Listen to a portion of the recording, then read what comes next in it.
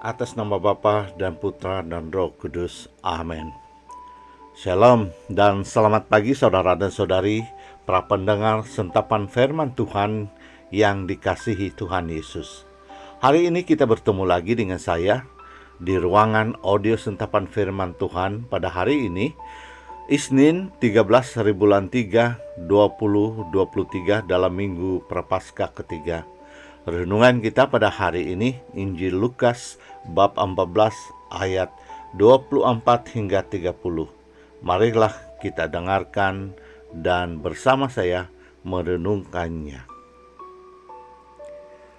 Ketika Yesus datang ke Nazaret, Ia berkata kepada umat di rumah ibadat, "Aku berkata kepadamu, sesungguhnya tidak ada nabi yang dihargai di tempat asalnya, dan aku berkata kepadamu dan kataku ini benar. Pada zaman Ilya, terdapat banyak perempuan janda di Israel. Ketika langit tertutup selama 3 tahun dan 6 bulan, dan ketika bahaya kelaparan yang hebat menimpa seluruh negeri, tetapi Ilya diutus bukan kepada salah seorang dari mereka, melainkan kepada seorang perempuan janda di Sarefat di tanah Sidon. Dan pada zaman Nabi Elisa, banyak orang kusta di Israel, dan tidak ada seorang pun dari mereka yang ditahirkan selain daripada Naaman, orang Syria itu." Mendengar itu sangat marahlah semua orang yang di rumah ibadat itu.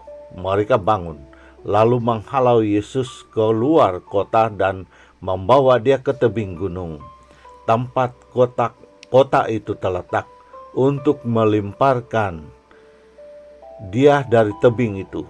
Tetapi ia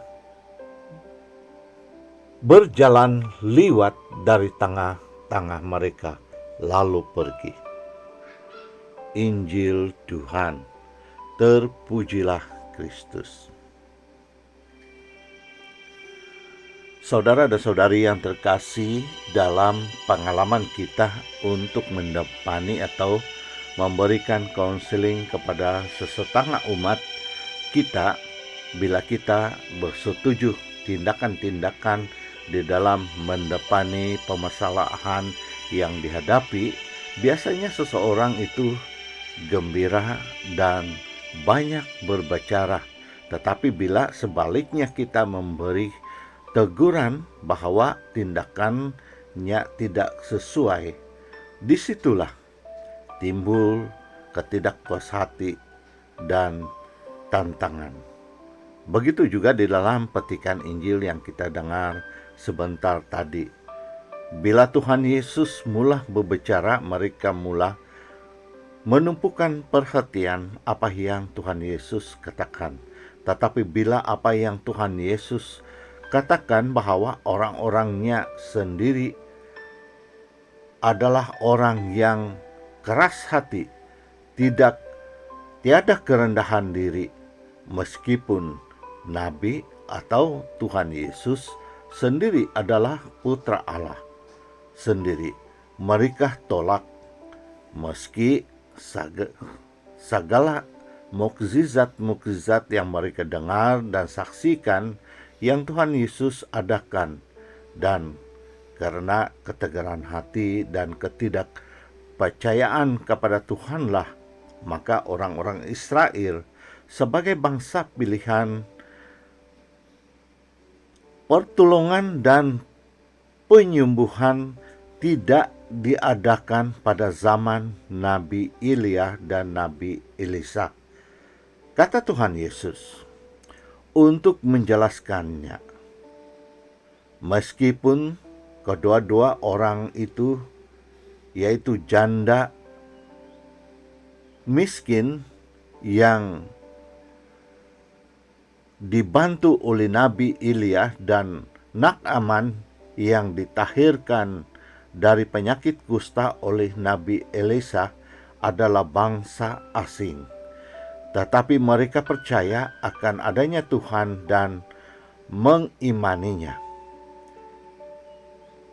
Disitulah orang-orang Israel itu di Nazaret marah dan menolak Tuhan Yesus dan ingin membunuhnya dengan merimpalkan Tuhan Yesus ke tebing bukit.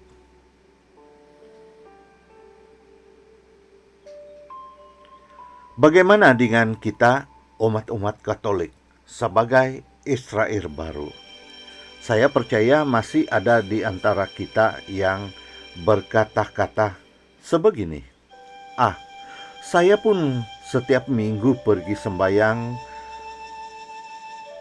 dan berpuasa apa yang gereja syorkan. Kalau saya tidak bekerja, saya tidak akan kaya atau keluarga saya tidak dapat makan. Ataupun kalau saya tidak pergi berjumpa orang pandai mengobati atau bomoh, saya tidak akan sembuh. Meski saya rajin sembahyang dan ikut berpuasa. Saudara dan saudari yang dikasihi Tuhan Yesus, pembacaan hari ini jelas memberikan kita pengajaran bahwa mengikuti Tuhan Yesus harus menyintai dan merindukan hubungan intim dengan Sang Pencipta kita. Dan ucapan syukur senantiasa di dalam hati dan sinebari kita. Karena tampaknya rahmat pertolongan dan penyertaan Allah bukan saja kita tidak dapat rasai, tetapi ianya tidak akan terjadi. Maka saya kira amal bakti kita selama ini seperti rajin berdoa, ikut berpuasa, dan memberikan sumbangan kepada gereja dan sesama dalam bentuk uang ringgit adalah sia-sia belaka. Saudara dan saudari yang terkasih, semoga Tuhan memberkati kita semua. Amin. Atas nama Bapa dan Putra dan Roh Kudus. Amin.